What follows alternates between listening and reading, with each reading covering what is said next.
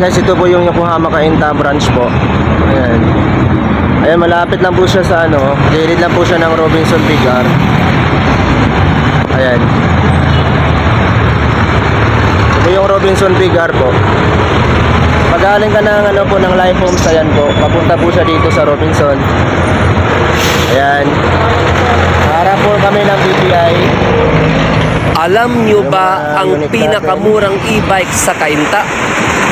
Kailangan yung puntahan ito.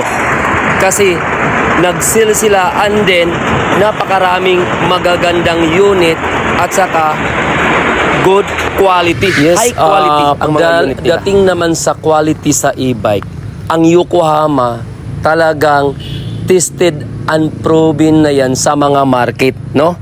So pag sinabi mong Yokohama, nasa isip mo na kaagad, ito, hindi ako malulugi nito sa after sales, no? So sa quality, hindi kasi basta-basta mag-pull out ang Yokohama sa warehouse kapag hindi talaga quality ang mga unit. Kasi pinangalagaan talaga ng Yokohama ang pangalan nila, no? So katulad nito, may e-car tayo. Itong e-car natin is bago ipo-pull out, no, sa warehouse yan, talagang good ang quality. So walang pagdududa na bago mo siya tanggalin doon sa warehouse, no, ng Yokohama is talagang okay yung unit at saka good yung unit, no. So ganun ang Yokohama. Kasi marami namang nagbibinta ngayon na mas mura. Pero pagdating sa quality, kasi class E, class B class C yan eh. Malalaman mo siya na low quality ang mga unit na yon kasi mababa lang yung warranty. Okay? So ang Yokohama kasi is up to 5 years warranty, no? So yan ang ano sa Yokohama, ulitin ko, up to 5 years ang warranty ng Yokohama. Ibig sabihin, talagang goods ang quality niya. So bago na din i-pull out sa warehouse ang mga unit sa Yokohama is talagang halos 10 quality control ang nag-QQC dyan.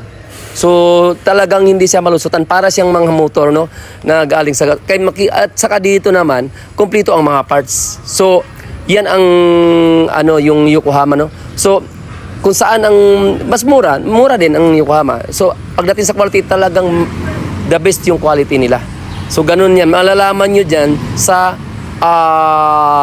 warranty. Up to 5 years, 3 years to 5 years warranty ang ibibigay ng Yokohama. Ganun ka-tested and proven yung Yokohama company. Nasa Cainta lang to, no? So ito naman warehouse na nila, so pwede kayong makapunta din sa ano natin para mamili. So mas maganda yung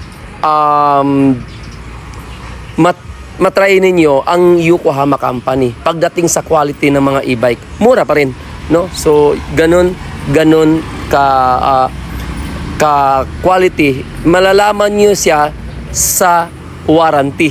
Kasi ang iba ngayon, masya ka lang ba't mababa? Ba't mura?